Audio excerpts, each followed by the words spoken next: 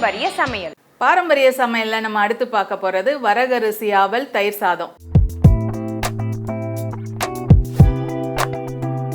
வரகு அரிசி ஆவல் தயிர் சாதம் செய்யறதுக்கு தேவையான பொருட்கள்: வரகு அரிசி ஆவல், மிளகுத்தூள், கேரட், பச்சை மிளகாய், தேங்காய் பால் தயிர், முந்திரி, திராட்சை, இந்துப்பு. நம்ம ஃபர்ஸ்ட் என்ன பண்ண போறோம், இந்த தயிர் எப்படி செய்யறதுன்னு சொல்லிடுறேன். இது தேங்காய் பாலில் செஞ்ச தயிர்.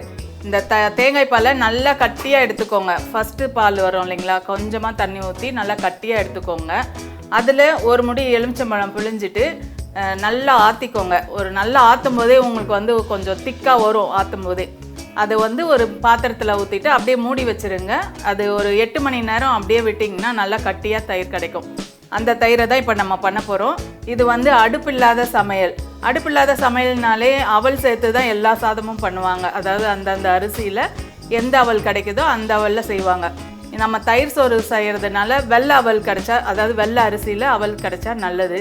நம்ம வரகு அரிசி அவல் நம்மக்கிட்ட இருக்குது, அதனால் வரகு அரிசி அவலில் நம்ம தயிர் சோறு செய்ய போகிறோம். இது அடுப்பில்லாத சமையல். அப்போ வரகு அரிசி அவல் என்ன பண்ண போகிறோன்னா, நம்ம 2 முறை கழுவிட்டு அதை அப்படியே தண்ணியை வடிச்சிட்டு அப்படியே விட்டிங்கன்னா அது ஊறிடும். அந்த ஊறினது போதும். இந்த மாதிரி ஊறி இருக்கும். நான் கழுவி எடுத்து வச்சுருக்கேன். ரொம்ப நேரம் ஊற விட வேணாம். 2 முறை கழுவிட்டு வச்சிங்கனாலே இந்த மாதிரி கிடச்சிரும். நம்மளுக்கு சாதம் மாதிரி கிடச்சிரும். இந்த அவலில் தான் என்ன பண்ண போகிறோம், ஃபஸ்ட்டு பச்சை மிளகாய், பொடியாக கட் பண்ண பச்சை மிளகாய். நம்ம தயிர் சாதம் எப்படி கலருவோம் அதே தான். நம்ம பச்சை மிளகாவை சேர்த்துக்கலாம். ஒரு பச்சை மிளகாய் கட் பண்ணி வச்சுருக்கேன். கேரட் துருவல் கொஞ்சம் சேர்த்துக்கோங்க. இஞ்சி பொடியாக கட் பண்ணி வச்சுருக்கேன், அதையும் கொஞ்சம் சேர்த்துக்கோங்க. மிளகுத்தூள் இது கொஞ்சம்.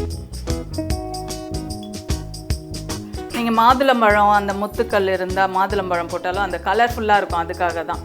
இந்த மாதிரி முந்திரியே பொடியாக கட் பண்ணி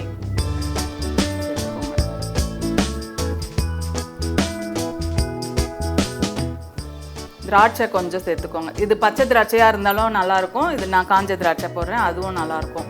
சேர்த்துட்டு தேவையான அளவு உப்பு சேர்த்துக்கோங்க.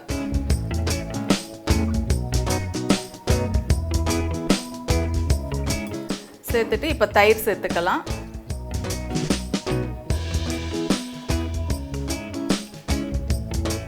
தயிர் சாதம்னாலே கொஞ்சம் தண்ணியாக இருந்தால் தான் நல்லாயிருக்கும். சேர்த்துட்டு இந்த மாதிரி கலரிக்கோங்க.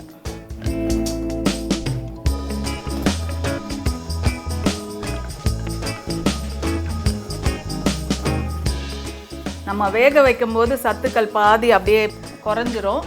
நம்ம அடுப்பில் வச்சு வேக வைக்காமல் சாப்பிடும்போது அதோட ஃபுல் சத்தும் நம்மளுக்கு முழுமையாக கிடைக்கும். வேக வைக்கும்போது பாதி வெந்த பிறகு அது பாதி சத்து அது போயிடும். நம்மளுக்கு ஃபுல் சத்து கிடைக்கணும்னா இந்த மாதிரி அடுப்பில்லா உணவை ஒரு வேளைக்காவது சேர்த்துக்கணும். சேர்த்துட்டு கடைசியாக கொஞ்சம் கொத்தமல்லி தூவிடுங்க.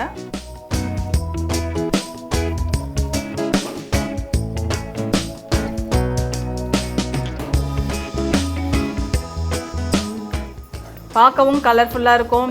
காலையில் சமைச்சிட்டு காலையில் இந்த ரெடி பண்ணிவிட்டு வெளியில் கொண்டு போகிறீங்கன்னா கொஞ்சம் தேங்காய் பாலையும் சேர்த்து கலக்கி எடுத்துன்னு போனீங்கன்னா அந்த தயிரோட தேங்காய் பால் சேர்ந்து அந்த கரெக்டாக இருக்கும். ஒரு ஓவராக புளிக்காமல் கரெக்டாக இருக்கும்.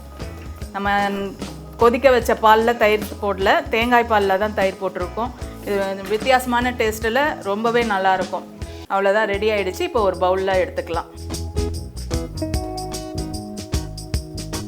ரொம்பவே வித்தியாசமான வரகு அரிசி ஆவல் தயிர் சாதம் ரெடி ஆகிடுச்சு. இது நம்ம அடுப்பில்லாத உணவு. நம்ம அடுப்பை பற்ற வைக்கவே இல்லை. இந்த மாதிரி அடுப்பில்லாத உணவை சாப்பிடும்போது நம்மளுக்கு ஃபுல் சத்தும் கிடைக்கும். நம்ம ஆரோக்கியமாக இருக்கலாம். இந்த மாதிரி அடுப்பில்லாத உணவை வாரத்துக்கு ஒரு நாள் கண்டிப்பாக செஞ்சு சாப்பிடுங்க. நீங்கள் நம்மளுக்கு வேலையும் மிச்சம், கேஸும் மிச்சம், ஆனால் ஃபுல் சத்தும் நம்மளுக்கு கிடைக்கும். அடுப்பில்லா உணவுனாலே இந்த மாதிரி சாதம் செய்யும்போது நம்ம அவலில் தான் செய்வோம். அவல் நம்ம வெள்ளை அவலாக பார்த்து இந்த மாதிரி தயிர் சாதத்துக்கு செஞ்சுக்கோங்க. இல்லை நீங்கள் மாப்பிள்ளை சம்பா அவல் அதெல்லாம் கிடச்சிதுன்னா நீங்கள் இந்த லெமன் ரைஸ், வெரைட்டி ரைஸ்லாம் செய்கிறோம் இல்லைங்களா, அதெல்லாம் மாப்பிள்ளை சம்பா அவலில் செய்யணும். ஆனால் அது நம்ம கழுவிட்டு உடனே செஞ்சுட்டோம் இல்லைங்களா, அதெல்லாம் கொஞ்சம் நேரம் ஊற வச்சுட்டு செய்யணும். ஏன்னா அது பாரம்பரிய அரிசி இல்லைங்களா, அது ஊறினா தான் கொஞ்சம் சாஃப்டாக கிடைக்கும். அதனால் அவல் ரொம்ப சத்தான உணவு தான். நீங்கள் கண்டிப்பாக இந்த மாதிரிலாம் வாரத்துக்கு ஒரு நாள் செஞ்சு சாப்பிடுங்க, ஆரோக்கியமாக இருங்க.